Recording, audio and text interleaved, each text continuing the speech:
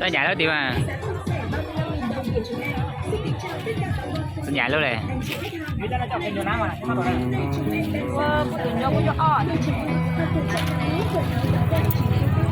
Là trên nhựa tôi nói với tụi lao nắng rồi.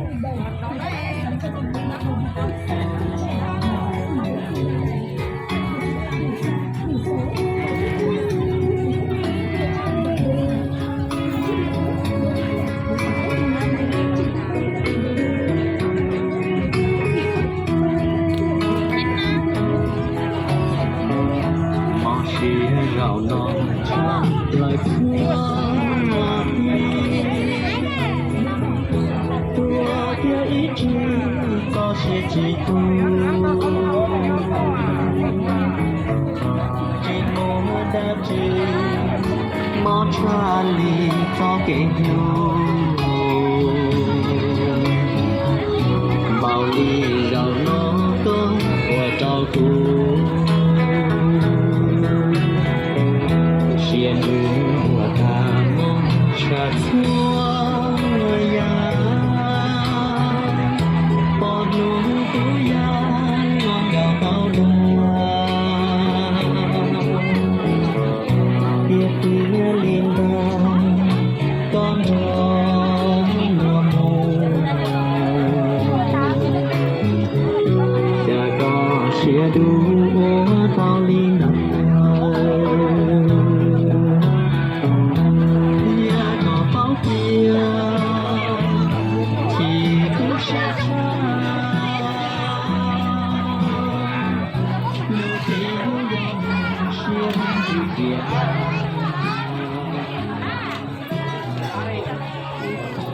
Hãy subscribe cho kênh Ghiền Mì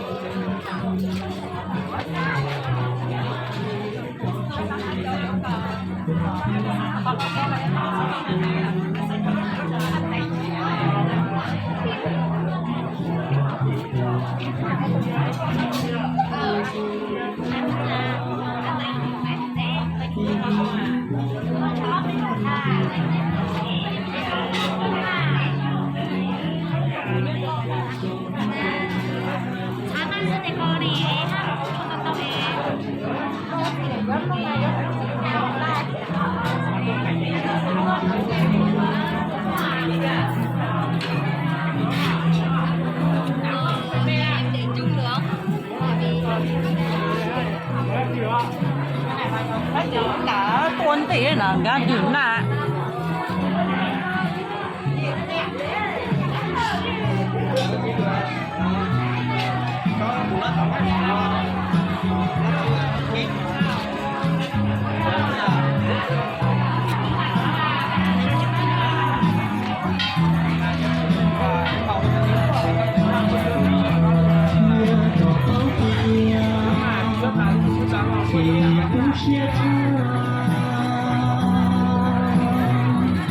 Lưu thế nhân xiên chữ tiền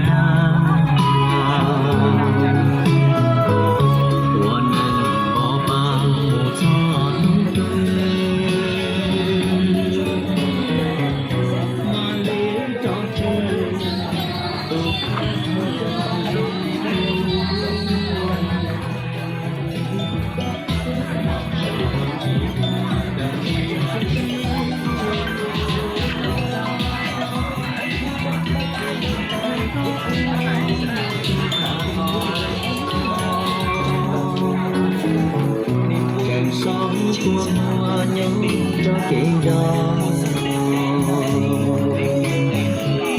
đèn tỏ có chỉ nhung chiếc chi tình yêu đến khiến ta thêm yêu vậy tôi nó là lại để cho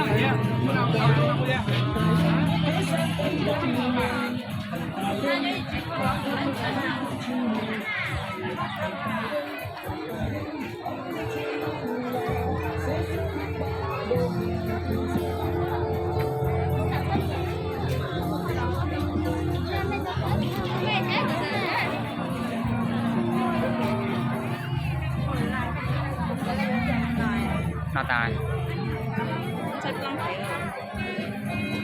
nào nó sẽ vô này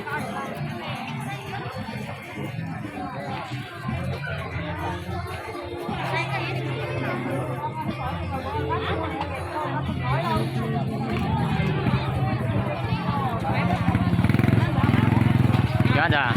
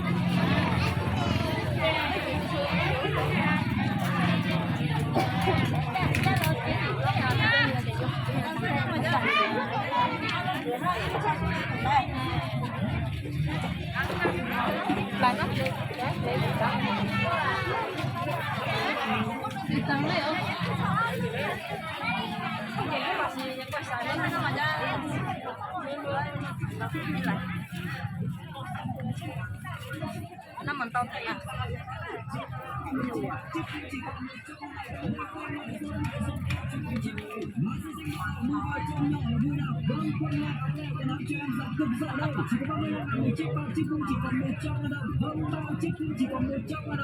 hàng cực đẹp giá cực rẻ đấy nào.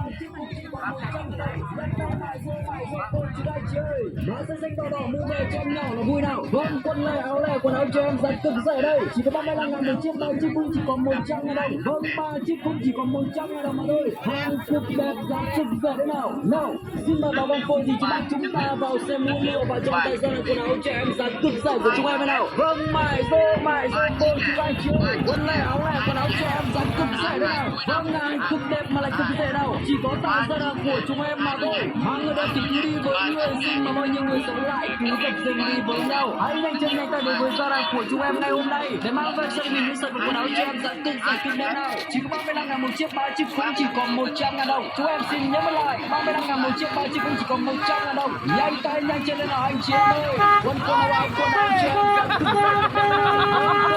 rẻ đặc biệt cho bà con cô thì chú bác ngày hôm nay vẫn đang rất nhiều. Hãy nhanh chân nhanh tay đến với Zara quần áo cho em giá cực rẻ đấy nào. Vâng, hàng chỉ có 35.000 một chiếc, 3 chiếc cũng chỉ có 100.000. Vâng, 35.000 một chiếc, 3 chiếc cũng chỉ có 100.000 mà thôi. Mải rô cô chú và anh chị ơi. Vâng, quần áo cho em vừa đẹp vừa sang lại vừa đầu hàng lịch luôn cũng chỉ có 35.000 đồng. Vâng, 35.000 đồng một chiếc quần áo cho em giá cực rẻ nào. Vâng, quần lẻ quần áo cho em giá cực rẻ đây.